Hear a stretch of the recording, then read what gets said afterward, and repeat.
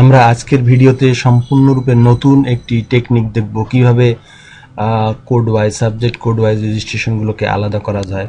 তো আমাদের ভিত্তি হবে প্রথমত এই টিউটোরিয়ালটি দুই ভাগে বিভক্ত। প্রথমত আমরা বের করব যে সাবজেক্ট কোডগুলো আসলে কতটি কোড আছে, ইউনিক কোড কতটি, অর্থাৎ আনরিপিটেড কোড কতটি।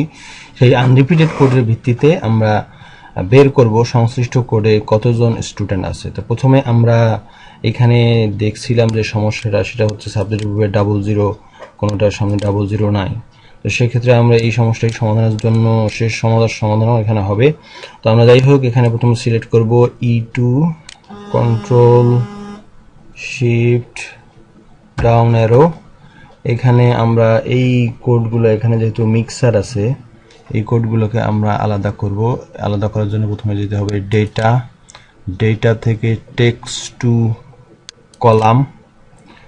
কলাম ডায়লগ বক্সের এখানে দিতে হবে ডিলিমিটেড।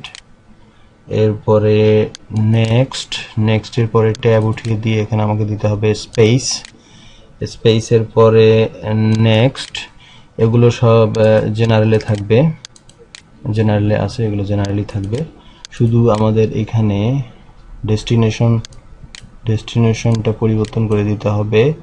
এখানে ই আছে, এখানে আমরা এইচ, অর্থাৎ এইচ এর মধ্যে আমরা এই টেক্সট টু কলাম করব যাতে কোডগুলো আলাদা হয়ে হয়ে বিভিন্ন সেলে চলে যাবে। এরপরে হবে ফিনিশ। তো ফিনিশ চাপার সাথে সাথেই আমরা দেখলাম যে কোডগুলো এখানে H2 থেকে শুরু করে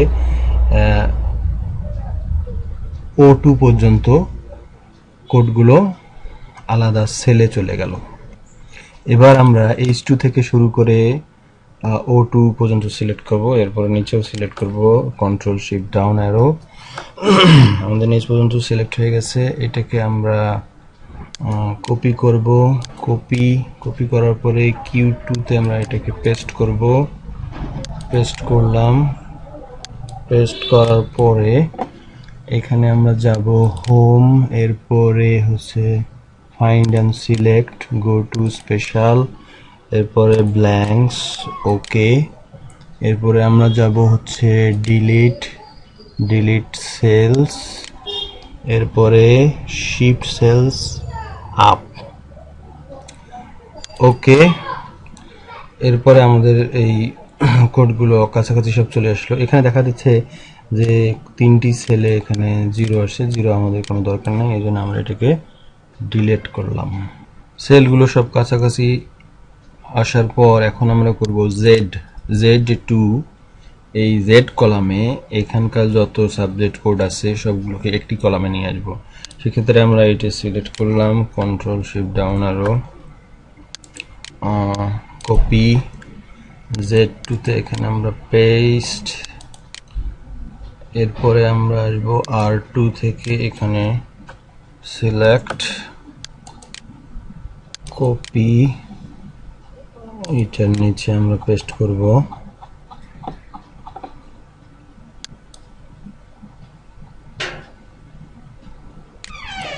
এটার নিচে আমরা পেস্ট করব, পেস্ট। এইভাবে আমরা বাকি রোগুলো, বাকি কলামগুলো এর নিচে নিচে পেস্ট করতে থাকবো যতক্ষণ না শেষ পর্যন্ত আসতে পারি। আমরা জেড কলামে সকল বাম পাশের সকল সাবজেক্ট কোডগুলো এখানে পেস্ট করেছি। পেস্ট করার পর এই কলামটিকে আমরা আবার সিলেক্ট করব, control shift down arrow, copy, এটাকে আবার AB2 কলামে এটাকে আমরা পেস্ট করব। পেস্ট করার পর সিলেক্ট থাকা অবস্থায় আমরা এখানে যাব ডেটা থেকে রিমুভ ডুপ্লিকেটস, আমি ক্লিক করার পরে এটা আসলো, অর্থাৎ কলাম AB সিলেক্ট থাকা এটা রিমুভ হবে, ওকে। তাহলে এখানে দেখা যাচ্ছে যে আমাদের সকল রিপিটেশন বাদ দিয়ে মাত্র 52 ইউনিক কোডস এখানে আমরা পাচ্ছি। অর্থাৎ আমাদের যতই কোড এখানে দেখা থাকুক না কেন, আমাদের ইউনিক বা আনরিপিটেড কোড সংখ্যা হচ্ছে 52। তাহলে এই 52 সিলেক্টেড এইটাকে আমরা আবার সিলেক্ট করব। সিলেক্ট করার পরে এটাকে করব কপি। কপি করার পরে এখানে আমরা এডিতে পেস্ট করব। পেস্ট করলাম। এটা সিলেক্ট থাকা অবস্থায় এখানে আমরা এইটি স্মলেস্ট টু লার্জেস্ট এটাতে ক্লিক করব। ক্লিক করার পর এখানে স্মলেস্ট টু লার্জেস্ট সব একত্রিত সন্নিবেশিত হয়েছে। যেখানে 1052, 1053, 1054, 1055, 1152 এখানে হয়েছে। তারপরে এইটাকে আমরা আবার কপি করব। কপি করার পরে এটা এখন ভার্টিক্যালি আছে, এটাকে আমরা হরাইজন্টাল করব।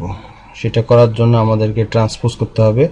তো ট্রান্সপোজের সূত্র প্রয়োগ না করে আমরা সিম্পলি একটি নতুন এখানে নতুন একটা ডকুমেন্ট নেব।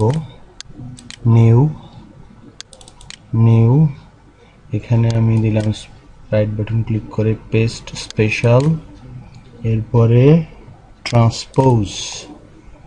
ট্রান্সপোজ করার পর এখন আমাদের কোডগুলো হরাইজন্টালি হয়ে গেল। এখন এটাকে আমরা আবার করব কপি করার পর আমরা মূল শিটে চলে আসব। মূল শিটে আসার পর এইখানে এএফ এর মধ্যে আমরা এটাকে পেস্ট করব।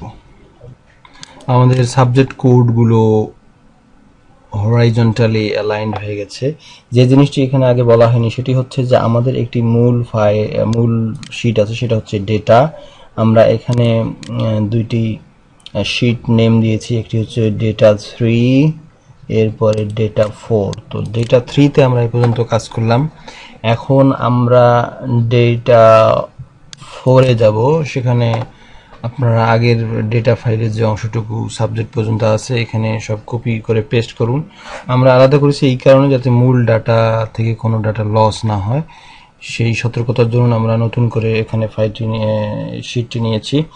তো এখন আমরা ডেটা 4 শিটের মধ্যে এখানে আমরা ডেটা 3 এর যে সাবজেক্ট কোডগুলো যে আমরা আলাদা করেছি এখানে H2 থেকে O2 পর্যন্ত, এটাকে আমরা আবার সিলেক্ট করব।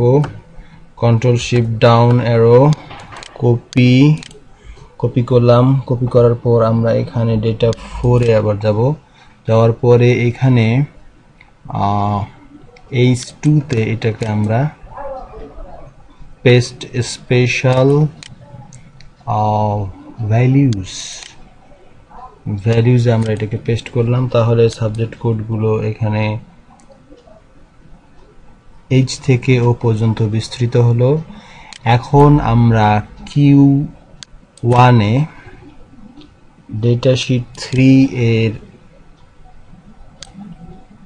এখানে আমাদের যে কোডগুলো আছে unique code, control shift right arrow, এগুলোকে আমরা কপি করলাম। কপি করার পরে ডেটা 4-এ গেলাম। 4-এ যাওয়ার পরে Q1-এ আমরা এটাকে পেস্ট স্পেশাল ভ্যালিউজ করব। ভ্যালিউজ করার পর আমাদের এখানে 52 কোডস এখানে দেখা যাচ্ছে। 52 কোডস এখানে এসে গেছে। এখন আমরা Q2-তে একটি সূত্র প্রয়োগ করব। সূত্রটি হচ্ছে এরূপ, দেখে নিন একবার। সেটা হচ্ছে equal to count if first bracket $h2 $o2 Q$1 first bracket close. মূলত এই যে সূত্রটি আছে এটা আপনার রেফারেন্সটা ভিন্ন হতে পারে। যেমন এখানে আমরা আমাদের সেলগুলোকে যে আলাদা আলাদা করেছি সেখানে কিন্তু শুরু হয়েছিল H2 থেকে এবং শেষ হয়েছে O2 থেকে। তাহলে আপনার এই সেলগুলো যদি যেখান থেকে শুরু হবে এইখানে এটা চেঞ্জ করে দিতে হবে, H হোক বা অন্য কোনো লেটার হোক। আমরা এখানে আমাদের মূল ফাইলে দেখতেছি যে এখানে আমাদের এই H2 থেকে শুরু হয়েছে, H2 থেকে আমাদের O2 পর্যন্ত বিস্তৃত হওয়ার কারণে আমরা সূত্রের মধ্যে এখানে H2 দিয়েছি এবং এখানে O2 দিয়েছি। এখন আপনার ডেটা শিটে রেফারেন্স যেটা হবে সেটা আপনি পরিবর্তন করে দেবেন অবশ্যই, তা না হলে সূত্রটি কাজ করবে না। Q2-তে যে আমরা সূত্রটি দেব, এখানে দেখুন আরেকটা বিষয় আমি এড়িয়ে গেছি, সেটা হচ্ছে যে এখানে দেখুন যে কমা দেওয়ার পরে $1, এটা আসলে কি? এটা হচ্ছে আমরা যেই জায়গায় আমরা সূত্রটি প্রয়োগ করছি তার উপরে রেফারেন্স, অর্থাৎ Q1-এ আমাদের এখানে যে সাবজেক্ট কোডটি আছে সেটা দেখে সার্চ রেজাল্ট দেবে। তাহলে আমরা সূত্রটি এখানে প্রয়োগ করব, এই সূত্রটি কপি, এরপর এখানে গেলাম, এখানে দিলাম পেস্ট করার পরে সূত্রটি যখন এখানে ব্ল্যাক প্লাস চিহ্ন আসবে তখন আমি এটাকে ড্র্যাগ করে ডান দিকে নিয়ে যাব, শেষ কলাম পর্যন্ত এখানে আসলে ছেড়ে দিলাম। এরপরে আবার এখানে যখন আমি প্লাস চিহ্ন পাবো এটাকে নিচ পর্যন্ত টানবো। আমার এখানে ডেটা শিট সর্বশেষ রো হচ্ছে 970,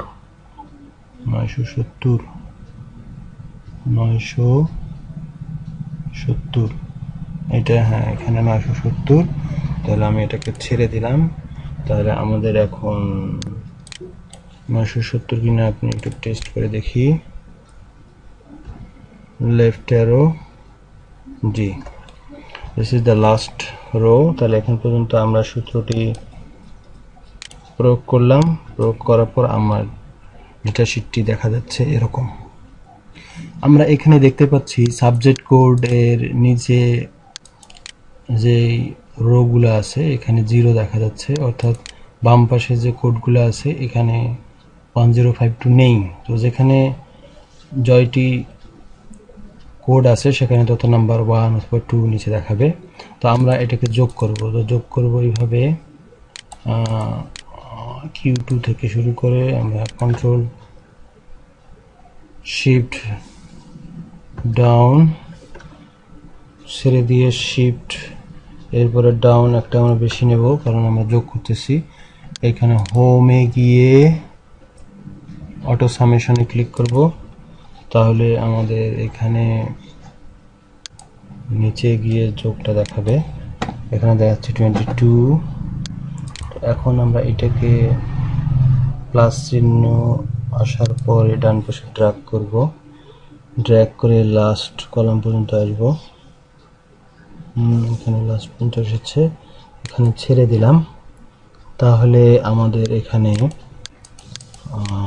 টোটালটা দেখাচ্ছে। তাহলে আমরা এখানে লিখব হচ্ছে টোটাল, TOTAL, অর্থাৎ এখানে 1052 যে কোডটি আছে সেখানে আমাদের টোটাল দেখাচ্ছে 22।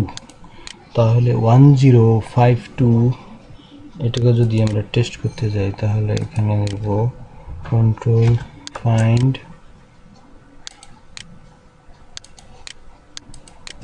কন্ট্রোল F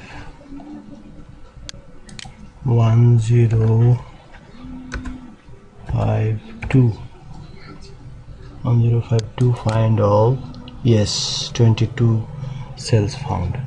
তাহলে আমরা দেখতে পাচ্ছি যে আমাদের এখানে এই যে তালিকাটি হচ্ছে আমাদের সর্বশেষ অ্যানালিসিস, এবং এর মাধ্যমে আমরা কোন কোডের কতজন স্টুডেন্ট আছে সেটা ফিল্টার করতে পারবো। সেটার নিয়ম হচ্ছে এখান থেকে আমরা লাস্ট পর্যন্ত সিলেক্ট করব, সিলেক্ট করার পর এখানে আসলো, এখানে আসার পরে ডেটা ফিল্টার, এখানে ফিল্টার অটো ফিল্টারের ড্রপ ডাউন দেখাবে। ধরুন 1052, এখানে যদি আমরা কয়জন স্টুডেন্ট 1052 আছে সেটা যদি আমরা বের করতে চাই তাহলে এখানে ড্রপ ডাউনে ক্লিক করব, করার পরে 0টা আনচেক করে দেব। 0টা আনচেক করার পরে ওকে চাপলাম, ওকে চাপার পর আমার এখানে নিচে যে 22 জন স্টুডেন্ট আছে, 22টা রেজিস্ট্রেশন নাম্বার বা 22 জন স্টুডেন্ট, সেটা কিন্তু আমাকে এখানে শো করবে। এটা আমরা যদি বাম দিকে আসি তাহলে এখানে দেখাচ্ছে এইখান থেকে আমরা 1052 লাস্ট, এখানে দেখুন 22, কাউন্ট 22। তাহলে এটা হচ্ছে 1052, অর্থাৎ বাংলার 1052 কোডের যে স্টুডেন্ট বা রেজিস্ট্রেশন নম্বরগুলো আছে সেগুলো এখান থেকে আমরা আলাদা করতে পারবো এবং এটাকে কপি করে অন্য জায়গায় আমরা সরিয়ে রাখতে পারবো আমাদের যে দিনের যে রেজিস্ট্রেশন নম্বরটি লাগে। তো এখন দেখুন এর মাধ্যমে এটা যখন আমরা একটা করব, তারপর দ্বিতীয়টি করতে গেলে আমাদেরকে এখানে আবার ফিল্টারে ক্লিক করতে হবে। ফিল্টারে ক্লিক করার পর এটা আবার পূর্বাবস্থায় ফিরে যাবে। এটার পরে আবার আমাদেরকে এখানে লাস্ট পর্যন্ত সিলেক্ট করার পরে ফিল্টার করতে হবে। ফিল্টার করার পর পরবর্তী কোড, অর্থাৎ এই ডেটা শিটটি যদি আপনি ফাইনাল তৈরি করতে পারেন তাহলে আপনার আর ডে ওয়াইজ আলাদাভাবে বের করতে হবে না। আপনি এক ডেতে যে সমস্ত কোড আছে সেই কোডগুলো আপনি আলাদা করুন। করার পরে এখানে সিরিয়ালি সব কোড সাজানো আছে 10 থেকে এখানে আমাদের সর্বশেষ কোডের যা আছে সবগুলো এখানে স্মলেস্ট টু হাইয়েস্ট সাজানো আছে। এখান থেকে আমরা সংশ্লিষ্ট সাবজেক্ট কোডে কতজন স্টুডেন্ট আছে সেটা আমরা বের করতে পারবো। এবং একই সাথে আমরা আরেকটি জিনিস করব, সেটা হচ্ছে যে দেখুন এই যে সেল যে টোটাল আমরা বের করলাম, এই টোটালের যে সর্বশেষ নিচের টোটাল আমরা যদি এটা বের করি তাহলে দেখা যাবে এখানে যদি আমরা অটো সাম দিই তাহলে অটো সাম দেওয়ার পরে এখানে আসবে হচ্ছে 1972, অর্থাৎ 1972 মিনস আমাদের এখানে যতটা কোড আছে এই কোডকে আমরা আলাদাভাবে যদি ইউনিকভাবে কাউন্ট করি তাহলে আমাদের স্ক্রিপ্ট সংখ্যা হবে 1972। এটাকে আমরা যদি ডান পাশে যোগ করি, এটাকে ডিলিট করলাম, এটাকে যদি আমরা ডান দিক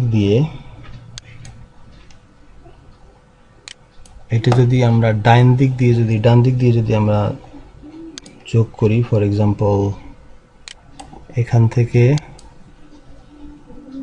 লাস্ট পর্যন্ত এখানে যদি আমরা অটো সাম করি তাহলে আমরা যে রেজাল্টটা পাবো নিচে কিন্তু একই রেজাল্ট হবে। তাহলে আমরা বুঝবো যে আমাদের হিসাব মিলে গেছে। এখানে আমি লিখব টোটাল, TOTAL, টোটাল। এখান থেকে আমি ড্র্যাগ করব নিচ পর্যন্ত ড্র্যাগ করব, ড্র্যাগ করে সর্বশেষ এখানে আমরা এইখানে যদি আমি ছেড়ে দেই, এইখানে মূলত ছাড়তে হবে, এখানে আমি ছেড়ে দিলাম। তাহলে এখানে আমাদের কিন্তু সর্বশেষ যে ডান দিকের যে ভার্টিক্যাল যে যোগফল সেই যোগফলগুলো চলে আসলো। এখন এইখান থেকে আমি যদি